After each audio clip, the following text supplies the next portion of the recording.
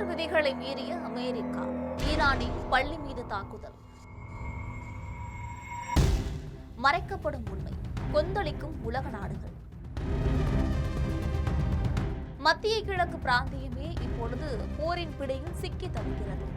America, Israel கூட்டணி படைகளின் தொடர் தாக்குதல்கள், அதற்கு ஈரானின் ஆவேசமான பதிலடி என போர் சூழல் உச்சகட்டத்தை எட்டியுள்ளது.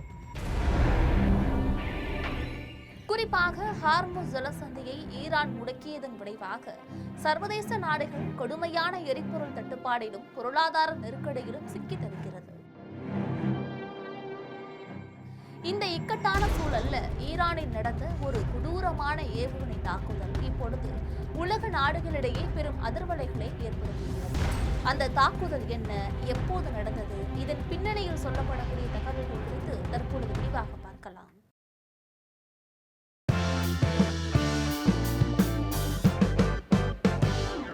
மத்திய கிழக்கு நாடுகள்ல போர் சூழல் தீவிரமடைந்து உள்ளது. கடந்த சில நாட்களாகவே அமெரிக்கா, இஸ்ரேல் கூட்டாக சேர்ந்து ஈரான் மீது தாக்குதல் நடத்தி வந்துட்டு இருக்கு. இதற்கு பதிலடி கொடுக்கக்கூடிய விதமாக ஈரானும் மத்திய கிழக்கு நாடுகளை குறிவைத்து தாக்குதலையும் நடத்திட்டு இருக்கு. மேலும் ஹார்முஸ் ஜலசந்தியை ஈரான் மூடியது. இதனால எரிபொருள் பற்றாக்குறையால் சர்வதேச நாடுகள் மத்தியில கடும் பொருளாதார நெருக்கடியை சந்தித்தது. இந்த நிலையில அமெரிக்கா, ஈரான் போர் நிறுத்த ஒப்பந்தம் குறித்த பேச்சுவார்த்தை நடந்து வரக்கூடிய நிலையில ஈரான்ல இருக்கக்கூடிய ஒரு பள்ளி மீது கடந்த பிப்ரவரி மாதம் நடத்தப்பட்ட ஏவுகணை தாக்குதல்ல நூற்றுக்கணக்கான குழந்தைகள் மற்றும் ஆசிரியர்கள் உயிரிழந்த சம்பவம் தொடர்பாக அமெரிக்க அதிபர் டொனால்ட் ட்ரம்ப் கருத்து ஒன்றை ஷேர் பண்ணியிருக்கிறார். இது குறித்து அவர் செய்தியாளர்களிடம் பேசும் பொழுது, அந்த நேரத்தில் பல்வேறு திசைகளில் ஏவுகணைகள் பறந்து கொண்டிருந்தன. அதனால எந்த ஏவுகணை பள்ளியை தாக்கியது, அதற்கு யார் பொறுப்பு என்பது குறித்து உறுதியான முடிவுக்கு வருவது சிரமமாக இருக்கிறது. தாக்குதல்ல நடந்தது மிகவும் துயரமான சம்பவம். ஆனால் அதற்கான உண்மையை கண்டுபிடிப்பது எளிதல்ல அப்படின்னு சொல்லியிருக்கிறாரு. மேலும் அது அமெரிக்க ஏவுகணை தாக்குதல்கள் என்று ஒரு சிலர் சொல்றாங்க.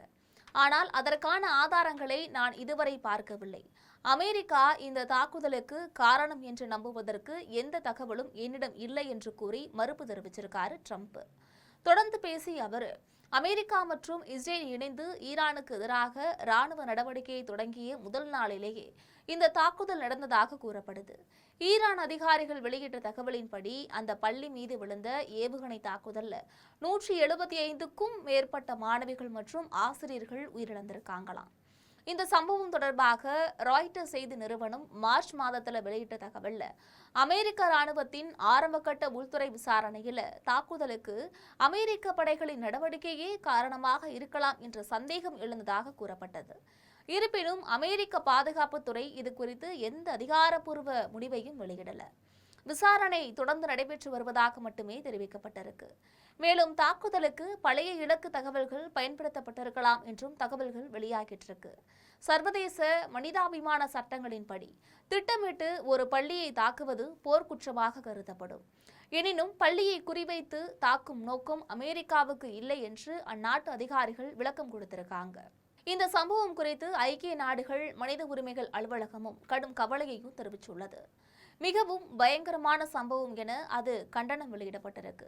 இதற்கிடையில விசாரணை முடிவுகளை ஏற்றுக்கொள்வேன் என்றும் பள்ளி மீது யாரும் வேண்டுமென்றே தாக்குதல் நடத்தவில்லை என நம்புவதாகவும் ட்ரம்ப் சொல்லியிருக்கிறார்.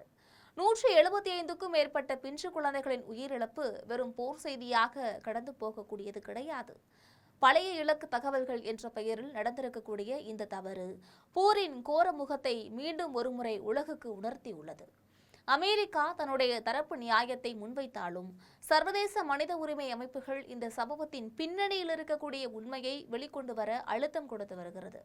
ஹார்முஸ் ஜலசந்தி முடக்கம், பொருளாதார தட்டுப்பாடு என போர் சூழல் சிக்கலாகி வரக்கூடிய நிலையில இது போன்ற போர்க்குற்றங்கள் சர்வதேச நாடுகளுக்கு இடையேயான உறவை மேலும் கசப்பாக்கும் என்பதில் மாற்று கருத்து கிடையாது. போர் வெற்றி தோல்விகளை தீர்மானிக்கலாம், ஆனால் உயிர்களை திரும்ப தராது. இந்த தாக்குதல் குறித்த விசாரணையில உண்மைகள் வெளிவருமா, அல்லது அதிகாரத்தின் நிழலில் இந்த துயரம் மறைந்து விடுமா? காலம்தான் பதில் சொல்ல வேண்டும். இதுபோன்ற உலக நிகழ்வுகளை துல்லியமாகவும் உடனுக்குடனும் தெரிந்து கொள்ள எப்பொழுதும் இணைப்பில் இருங்கள் ஜெம் டிவியுடன்.